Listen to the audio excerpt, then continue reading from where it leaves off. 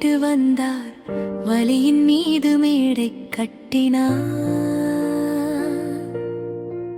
மக்களின் நம்பிக்கையை அடமானம் வைத்து மாற்றத்தின் பெயரில் பாதை காட்டினார்.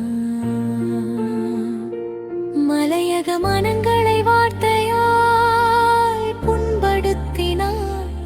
அவர்தம் உழைப்பின் தொன்மையை எல்லை சென்று கொச்சைப்படுத்தினார். இன மதம் பிரித்து எம் சக முஸ்லிம் உறவினை காயப்படுத்தினார். அவர்தம் நம்பிக்கைகளை நகை சுவையாக்கினார்.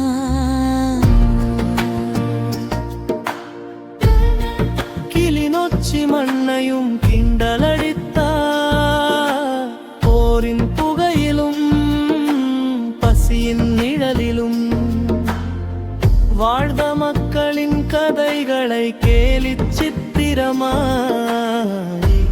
மேடையேற்றினார். இடம்பெயர்வின் வலியையும் இழப்புகளின் நினைவையும் உயிர் தாங்கி எழுந்த சவால்களையும் இழிவாய் பேசினார். தன் இனத்தின் காயங்களை தாங்கி நிற்கும் நினைவுகளை கூட அலட்சிய வார்த்தைகளால் காயப்படுத்தி அடையாளங்களின் அர்த்தத்தையே கேள்விக்குறியாக்கினார். உரையாட வேண்டிய இடங்களில் உரத்த குரலால் ஆதிக்கம் செலுத்தி ஒற்றுமை தேவைப்பட்ட நேரங்களில் முரண்பாடுகளின் விதைகளை விதைத்தார். மரியாதை காக்க வேண்டிய மேடைகளில் மோதல்களின் முகமாக மாறி பொறுப்பு பேச வேண்டிய தருணங்களில் பரபரப்பின் மொழியை தேர்ந்தெடுத்தார். சமூகத்தின் காவலர்களையும் பொது சேவை முகங்களையும் அவமதிக்கும் வார்த்தைகளால் அளந்து அமைப்புகளின் மதிப்பையே சிதைத்தார். அதிகாரத்தின் கதவுகளுக்கு முன்னால் தேசத்தின் குரலை விரித்தார். ஆனால் மக்களின் நீதிமன்றத்தில் அமைதியான கேள்விகளுக்கு பதில் சொல்ல தவறினார். உதாரணமாக நிற்க வேண்டிய சர்ச்சைகளின் சின்னமாக மாறினார். வழிகாட்டியாக இருக்க வேண்டியதை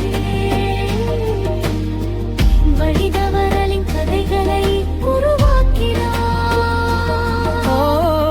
உயர்ந்தோர் பலருடனும் முரண்பட்டு உறவுகளை உடைத்து பெருமை கொண்டார்.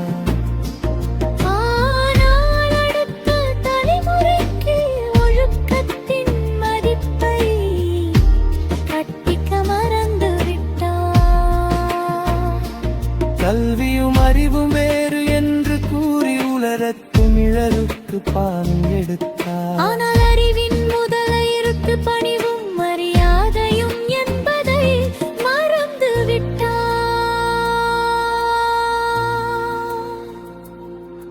ஒரு பதாகையில் தொங்கிய செருப்புகளை தானே சென்று அகற்றினார். மக்கள் மனதில் எழுந்த கேள்விகளை எந்த கையாள வரகற்றுவார். நாடு முழுவதும் அதே கேள்வி எழுந்தார். நாளும் இரவும் ஓடித் திரிவாரோ?